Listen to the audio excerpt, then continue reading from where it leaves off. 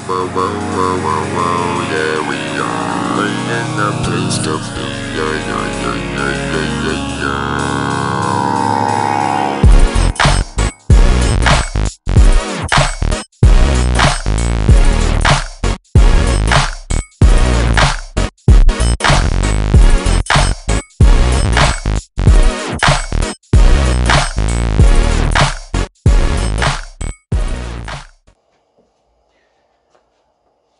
Ampliação da visão de mundo do homem, que parte da representação do ponto, do localizado, para o generalizado, onde ele começa a entender que faz parte de uma estrutura maior, até chegar no momento onde ele começa a questionar quem ele é, faz passar por vários processos da estrutura e da construção do espaço cênico. Ao mesmo tempo que o homem está se construindo como sociedade, né, os homens vão mudando o seu espaço e a sua forma. Com isso, a gente para no momento da expansão e dessa nova construção e visão de mundo, para partir para um novo momento de prática. Então a gente vai falar bastante agora sobre o que a gente tem de referência do início do século XX até os dias de hoje, de artistas que começaram lá e seguem como referência até hoje, começando a falar do Josef Svoboda, talvez o maior expoente da cenografia mundial. Ele é da República Tcheca e ele foi responsável por fazer as primeiras experimentações cinematográficas dentro do espaço teatral, de trazer o cinema e trazer vários outros elementos, fazendo experimentações com interação. Então é um cara bastante importante, principalmente por esse pensamento da estrutura e de revelar a estrutura teatral, que antes era sempre trazida como uma coisa escondida, né? Como que fizesse parte da estrutura, mas não fizesse parte da cena. Então, e também é um cara que vai dar importância à matéria da iluminação. Tanto é que ele é responsável pela criação de vários refletores de iluminação que são usados até hoje. A gente vai ver o filminho dele agora, ele falando um pouquinho sobre a obra dele. Vytvořili jsme éru od roku 60 do roku 69, která prostě se stala jaksi z divadelního hlediska podle mě pro celou Evropu důležitou. Protože tady najednou vzniklo divadlo, které mělo nějaký program. A je to taky období, nejlepší období mý práce, jo, protože tady byli talentovaní lidi, jenom já jsem vlastně pracoval prakticky s 5-6 různými režiséry, českými režiséry, ale velice kvalitními. Jo. A ti byli skvělí, to byl Radok, Krejča, Macháček, Kašlík, jo, Pleskot. Čili to byly skutečně osobnosti, kteří vytvořili kulturu 60. let.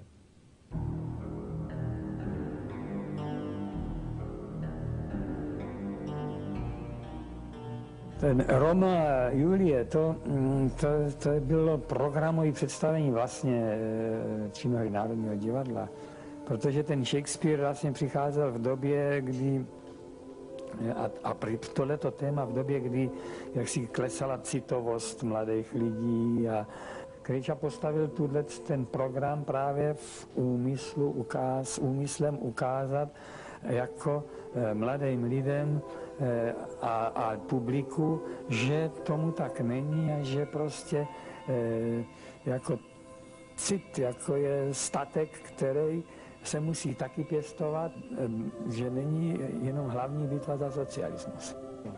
No a teď bylo důležité dát tomu celému právě to měřítko ten human faktor, vlastně dostat i do toho prostoru a i do té architektury, dát ty věci spát.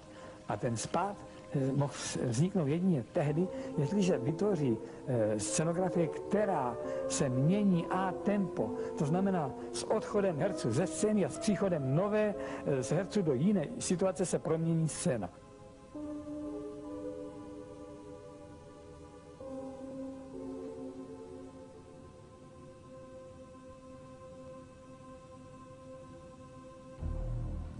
Premiéra byla krásná, měla obrovskou atmosféru, obrovský úspěch.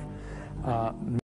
Visto isso, a gente está entrando um pouco no legado da obra do Joseph Svoboda, sendo que ele teve uma importância muito grande com a construção da cenografia no Brasil. Ele teve uma relação muito próxima com a gente.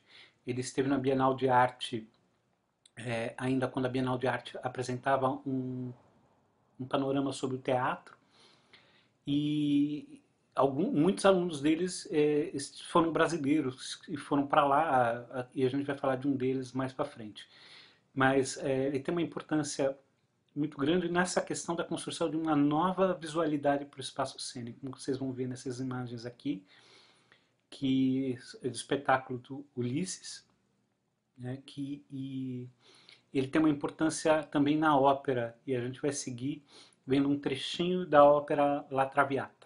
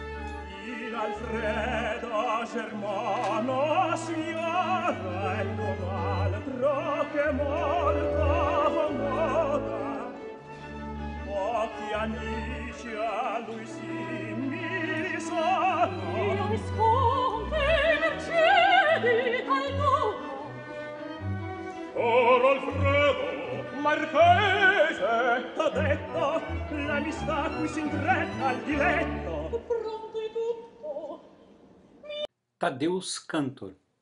Ele é um encenador polonês, encenador, performance, diretor teatral, executou inúmeros trabalhos, mas fundamentalmente ele é responsável pela mudança de espaço cênico. Ele traz um questionamento com relação do espaço convencional teatral, não dá mais conta de contar ou narrar as histórias da atualidade.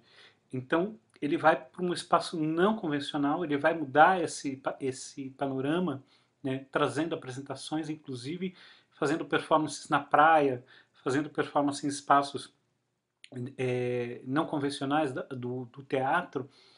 E então ele tem esse questionamento e esse inquietamento sobre o ponto de vista de que narrativa, de que histórias que devemos contar e onde que devemos contar essas histórias. Tentar aproximar o teatro, tirar o teatro do lugar da elite, né, do espaço teatral, como foi sendo construído e institucionalizado, mas levar próximo das pessoas e próximo da história das pessoas. Seus principais temas levados em cena eram sempre relacionados à violência, à ignorância e à intolerância do homem. E ele tinha uma particularidade bem interessante, que ele participava fazendo a direção do espetáculo, estando em cena. Ele pertencia ao espetáculo. Então ele revelava todos os detalhes do espetáculo, ele não escondia absolutamente nada, inclusive a direção. Ele permanecia o tempo todo na apresentação dos espetáculos, estando à vista do público. E isso era um outro elemento muito importante e muito interessante na questão da mudança de visão do espetáculo teatral. Flávio Império. Flávio Império foi um importante cenógrafo aqui de São Paulo. Além de cenógrafo, ele era artista plástico, arquiteto, e fez parte e colaborou ativamente na construção do Teatro de Arena. ele tem uma importantíssima participação por conta da mudança de visão eurocentrista e a começar a introduzir elementos brasileiros dentro de cena muito fortemente, assim como o Teatro de Arena também impunha essa pauta da questão do homem brasileiro, da construção da visão do trabalhador e todos esses questionamentos, ele também trazia esses elementos para dentro de cena. Tanto é que ele é responsável pela formatação de uma nova visão da cenografia chamada cenografia metafórica, onde muitas das coisas tinham que ser veladas por conta da ditadura militar. E com isso ele foi mestre em dar sentido e você entender as coisas que estavam censuradas na peça somente pelo aquilo que ele construía e aquilo que se via em cena.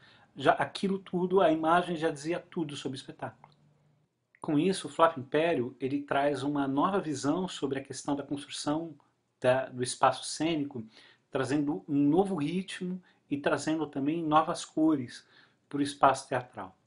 A gente vai falar de um marco importante na construção do teatro aqui do Brasil, que foi a experiência do Balcão, a peça de Jean Genet, que foi produzida pela bravíssima Ruth Escobar.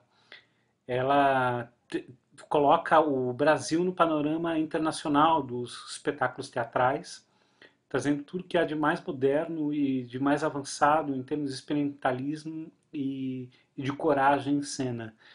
Essa montagem teve a cenografia do Vladimir Pereira Cardoso, que foi companheiro da Ruth Escobar naquele momento, e só vendo para explicar um pouquinho melhor do que era esse espetáculo naquela época. Então a gente vai mostrar uns trechinhos aqui de um recorte da gravação desse espetáculo.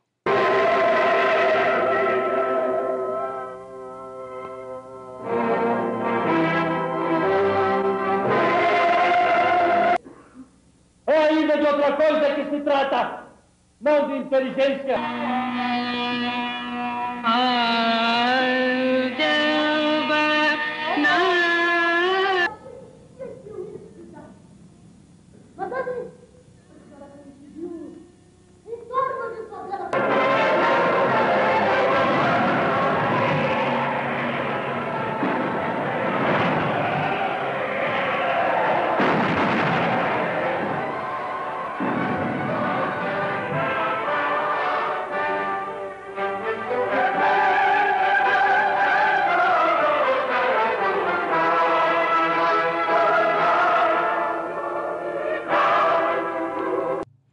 Além dessa estrutura monumental construída pelo Vladimir, né, contava com a direção do Vitor Garcia, importante diretor argentino em atividade aqui no Brasil. Mas para terem uma ideia da mostra e da grandiosidade do espetáculo, o elenco contava com Raul Cortez, com Célia Helena, Sérgio e Cláudio Mamberti, com Neila Torraca, com a Teresa Raquel, com Paulo César Pereio, com Jonas Mello, o Jofre Soares e mais outros tantos que fizeram parte da cultura brasileira, tanto do teatro quanto da TV. Então, esse espetáculo ele mostra uma visão de cenografia, uma visão de mundo saindo completamente de todas as convencionalidades, transformando de vez o espaço teatral e colocando o Brasil no cenário mundial do teatro. Hélio Eixembar, ele é um importante cenógrafo que tem centrado a sua atividade principal no Rio de Janeiro, mas em plena década de 60 ele decide ir para a República Tcheca para estudar com o Josef Svoboda.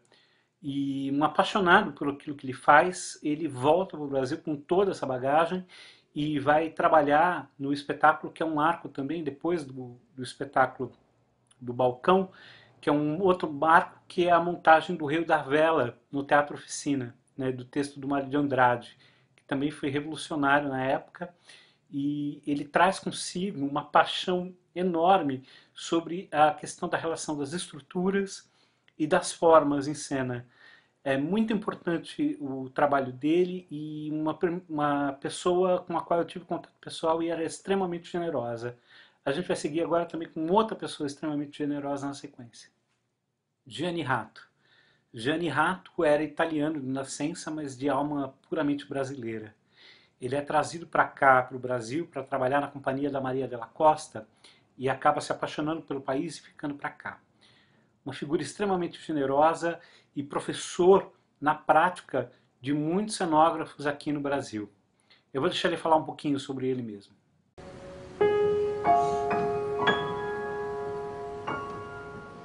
Eu quero que se saiba que eu digo e declaro que não sou homem de teoria, eu sou homem de prática. Eu sou um artesão do teatro, nasci como artesão do teatro, apaixonado pelo teatro, tentando buscar as respostas que o próprio teatro coloca. Oggi, per esempio, la visione scenografica mia nega tutto quello che la scenografia può essere usato, proponendo la critica e l'analisi e la traduzione drammatica dello spazio teatrale. Eu acho que ele abriu a minha vida, abriu o conceito que eu tinha sobre fazer teatro e me educou para o teatro. Gianni Ratto já era um cenógrafo consagradíssimo na Itália, trabalhando no Piccolo Teatro de Milão. E quando ele vem para o Brasil e abandona tudo, ele nunca mais retorna para a Itália. E tanto é que na Itália achavam que ele já havia falecido, que não tinha informação nenhuma de nada da obra dele. E aqui ele foi extremamente generoso, extremamente potente. Ele sempre estava envolvido com os jovens, ele sempre estava envolvido com teatro experimental e principalmente com a educação e a formação dos jovens. Ele é um cara extremamente preocupado com a questão do teatro no sentido amplo e extenso. A sua obra é gigantesca, tanto em significado quanto em importância da pessoa humana dentro do espaço cênico. Outra importância dele é de não se conformar em hipótese alguma com as propostas e com as ideias concretizadas, e sim estar sempre experimentando e sempre modificando aquilo que está sendo construído ou tomando forma. Nunca se contentar com o trabalho pronto, e sempre mudar, inovar, experimentar. Daniela Thomas, cineasta, diretora artística e cenógrafa. Ela era filha do Ziraldo, né, e foi casada com o Gerald Thomas. E foi importantíssimo a participação dela na construção da visualidade do teatro da década de 80 para a década de 90, em função dessa duplinha poderosa que foi ela e Gerald Thomas. Ela é responsável por uma revolução e uma modernização da visão do espaço cênico, trazendo o conceito como o elemento principal da construção através de uma simplicidade e de uma capacidade de síntese importantíssima na construção dos elementos cênicos. Ela também, em parceria com Felipe Rich, hoje em dia, traz nessa capacidade de síntese que ela tem, fazer visuais poderosíssimos, quase inebriantes dentro do espaço cênico. É importantíssima a presença dessa mulher e de como ela mudou a perspectiva do espaço cênico para o que a gente tem hoje em dia na atualidade. A cenografia, assinada por Daniela Thomas e Felipe Tassara, revela parte da arquitetura do teatro a ponto de mostrar para a plateia mais do que ela costuma ver. É muito autorreferente, porque o Rigoletto é aquele cara que está sempre entretendo os ricos, né, nas festas, e depois ele vai para a casinha dele onde ele tenta ter uma vida normal, né? Quer dizer, é exatamente a nossa vida, né? A gente somos os bufões. A gente somos os bufões, exatamente. E o Rigoletto, que está o tempo todo fazendo graça dos outros, quando alguém coloca ele na berlinda, ele perde completamente a estrutura, vira um assassino, vira louco, né? É interessante, é muito autorreferente, é uma ópera muito, muito referente ao métier da gente que faz, né, que faz arte. Né? E, gente, vocês com esse cenário, vocês decidem mostrar coisas que normalmente o público não vê. A coxia, a troca dos personagens. Por que isso é importante dentro do contexto do Rigoletto? São 100 anos de teatro, acho que a primeira conversa que a gente teve com o Hirsch, era justamente essa, que não tinha sentido simplesmente fazer a ópera Rigoletto, mas fazer ela dentro do contexto dessa comemoração. Então, a gente é apaixonado, você estando aqui agora, você vê a excitação que beleza que é esse lugar. Esse é o nosso ambiente, né? É.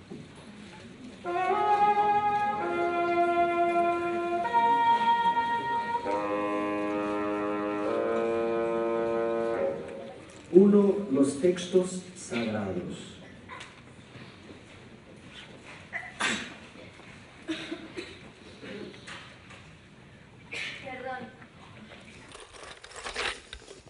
Vamos, con más bronca, dale. Siempre rotando la paleta del brazo, pero con más energía. Te estoy dando con todo. Con todo, la pelota me llega muerta. No, mejor no trates de darle más energía.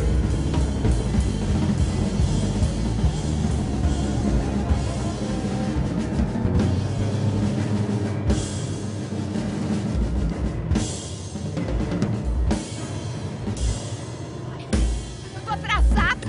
Eu sou uma epígrafe. Uma epígrafe atrasada. Uma epígrafe grega. Uma epígrafe inca. 100% tradição, 100% hipster, 100% fashion, 100% vanguarda, 100% teatro contemporâneo, 100% vegano, 100% algodão, 100% Glória Pires. Ideia de gênio, ideia de gênio. Tem dias que o negócio tá difícil. Quebrar circular pelo edifício, tomado por um pagote de rola.